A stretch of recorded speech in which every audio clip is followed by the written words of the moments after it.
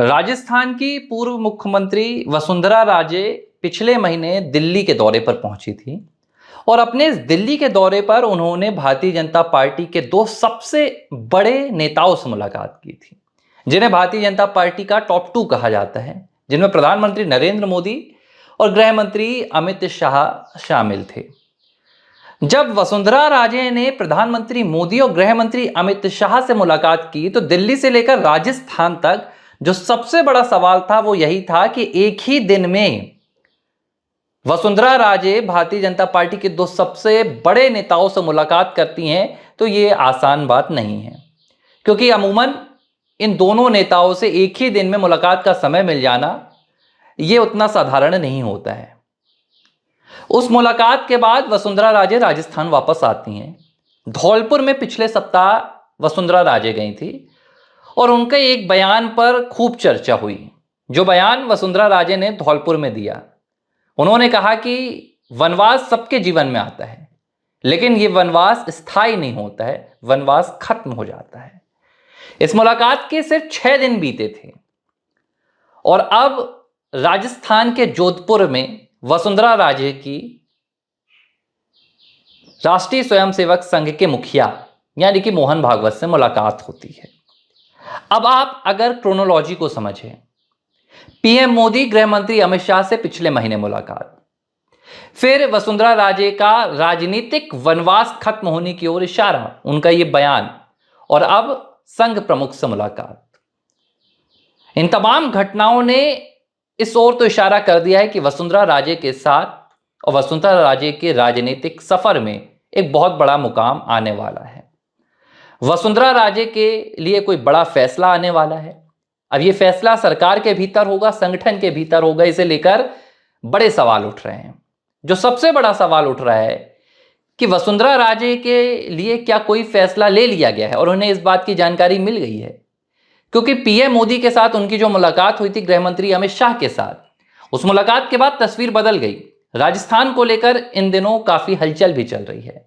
राजस्थान के मंत्रिमंडल में बदलाव की बड़ी सुगबुगाहट तेज है और यह भी कहा जा रहा है कि राजस्थान के मुख्यमंत्री यानी कि भजन लाल शर्मा को लेकर भी मोदी सरकार बड़ा फैसला ले सकती है। और इस बीच वसुंधरा राजे की दिल्ली दौड़ और दिल्ली दौड़ के बाद संघ प्रमुख से मुलाकात, तो वसुंधरा राजे को क्या मिलने वाला है, इसे लेकर हर तरफ चर्चा हो रही है। और जो तस्वीर निकल कर सामने आ रही है, जो बातें चल रही हैं, उसमें राजस्थान में मंत्रिमंडल में बदलाव और संगठन में बदलाव, कहा जा रहा है कि वसुंधरा राजे इसे लेकर काफी सक्रिय हैं, क्योंकि पिछले 1.5 सालों से वो राजनीतिक वनवास काट रही हैं। 2023 में जब राजस्थान में विधानसभा चुनाव हुए थे तो वसुंधरा राजे को उम्मीद थी कि पिछले चुनाव की तरह ही इस बार भी मोदी सरकार के द्वारा, भारतीय जनता पार्टी के द्वारा उन्हें मुख्यमंत्री का चेहरा घोषित किया जाएगा।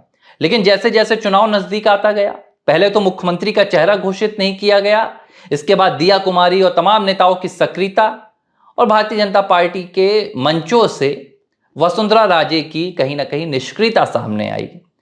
झालवाड़ के आसपास के इलाकों में तो वसुंधरा राजे देखी जा रही थी, लेकिन इसके अलावा वो पूरे राजस्थान में उस तरह एक्टिव नहीं थी जिस तरह वो पिछले चुनावों में एक्टिव थी। अगर मैं 2018 की बात करूं तो कहीं ना कहीं तो ये साफ हो रहा था कि वसुंधरा राजे धीरे धीरे साइडलाइन हो रही हैं। और इसके बाद जब भारतीय जनता पार्टी की राजस्थान में वापसी हुई तो मुख्यमंत्री की जब पर्ची खुली थी तो वो तस्वीर हर किसी को याद है कि राजनाथ सिंह ने वसुंधरा राजे को मुख्यमंत्री के नाम की पर्ची पकड़ाई और वसुंधरा राजे उस नाम को पढ़कर भौचक्का रह गई थी। शायद उन्हें इस बात की उम्मीद नहीं थी, लेकिन पिछले 5 सालों में जिस लिहाज से राजस्थान में वसुंधरा राजे और हाईकमान के बीच दूरियां बढ़ी थी, उससे यह तय हो गया था कि इस बार वसुंधरा राजे का नाम मुख्यमंत्री की लिस्ट में नहीं रहने वाला है।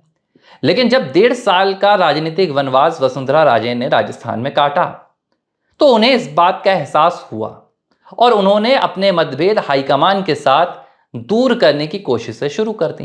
पहली मुलाकात उन्होंने पीएम मोदी और अमित शाह के साथ की और दूसरी मुलाकात अब संघ प्रमुख मोहन भागवत के साथ हुई। और इन दोनों मुलाकातों के बीच में एक जो बहुत बड़ा बदलाव आया वो था राष्ट्रीय स्वयंसेवक संघ और भारतीय जनता पार्टी की प्राथमिकता में। भजन लाल राष्ट्रीय स्वयंसेवक संघ के पृष्ठभूमि के नेता नहीं हैं, पहली बार के विधायक हैं। इससे पहले उन्होंने दूसरी पार्टी से चुनाव लड़ा था, लेकिन उन्हें मुख्यमंत्री बना दिया गया।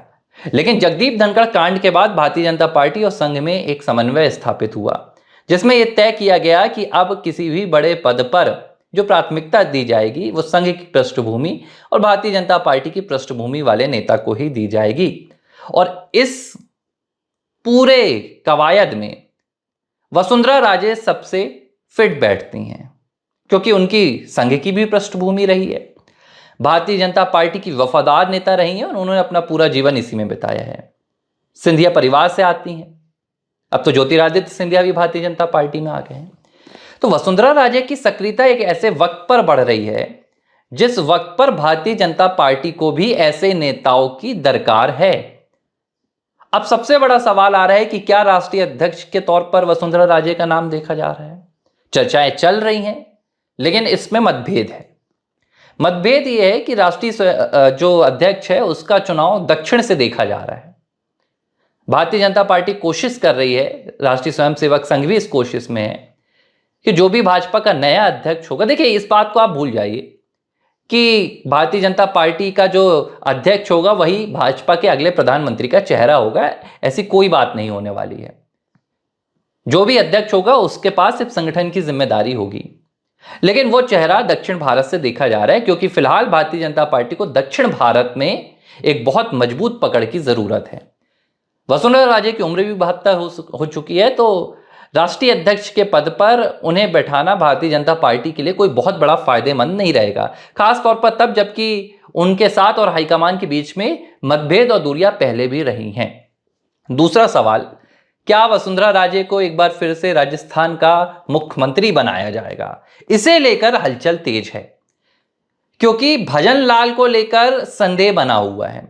उन्हें मुख्यमंत्री की कुर्सी तो दी गई थी, लेकिन राजस्थान में कहीं ना कहीं उनके साथ जो तमाम समर्थित विधायक हैं और मंत्रिमंडल है वो उतना खुश नजर नहीं आ रहा है। तो बदलाव की आहट है, लेकिन भारतीय जनता पार्टी ने ऐसा एक ही फैसला लिया है और ये फैसला महाराष्ट्र में लिया था।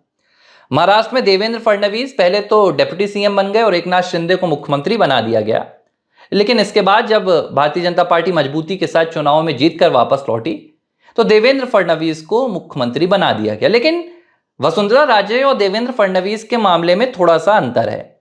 देवेंद्र फडणवीस अपनी मर्जी से डिप्टी सीएम बने थे, वे चाहते तो सरकार से बाहर भी रह सकते थे और अड़ जाते तो उन्हें मुख्यमंत्री भी बनाया जा सकता था, लेकिन उन्होंने भाजपा को मजबूत करने के लिए यह कदम उठाया था। जबकि वसुंधरा राजे को ना तो डिप्टी सीएम का पद ऑफर किया गया था, ना ही वसुंधरा राजे को मुख्यमंत्री का पद ऑफर किया गया था, जबकि उन्हें सरकार से बाहर रखा गया।